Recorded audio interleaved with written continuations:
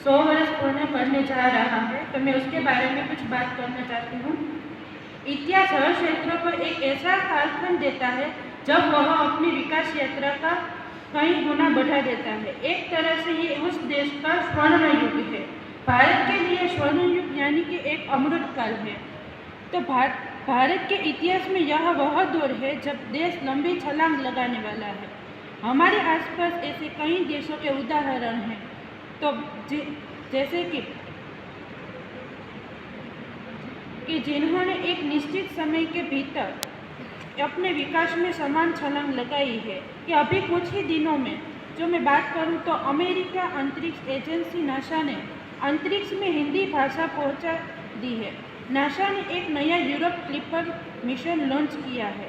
बृहस्पति के चंद्रमा यूरोप पर विशाल महासागर की खोज के लिए अंतरिक्ष यान के साथ हिंदी समेत कई भाषा में संदेश भेजे हैं,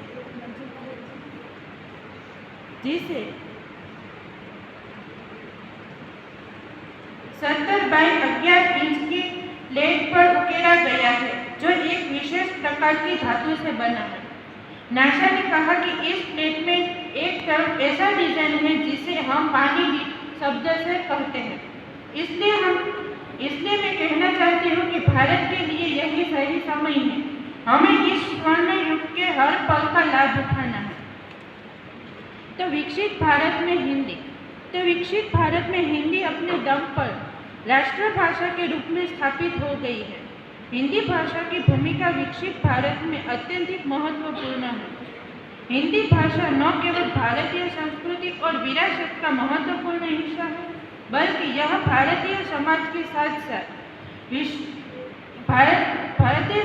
साथ विश्व स्तर पर भी महत्वपूर्ण भूमिका निभाती है और विभिन्न भाषाओं और विभिन्न सांस्कृतिक परंपराओं के बीच एकता और सामंजस्य का माध्यम बनाने के लिए हिंदी का महत्वपूर्ण अधिकार है। तो यह न केवल भाषा के लोकप्रिय को बनाता है, बल्कि भारत के विकास में भी सहायक होता है। हिंदी के माध्यम से भारतीय संस्कृति, साहित्य और विज्ञान के अद्भुत खजाने का प्रसार होता है। तो सरकारी व्यवस्था, शिक्षा, भारतीय संस्कृति और व्यापार में हिंदी का प्रयोग अत्यधिक है।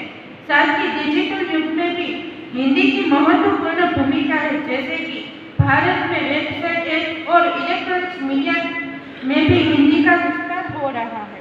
तो यह भाषा भारत के विभिन्न क्षेत्रों में लोगों को एक साथ जोड़ती है और राष्ट्रीय एकता और बहुभाषिकता के लिए सिद्धांतों को प्रोत्साहित करती है। अस्तु।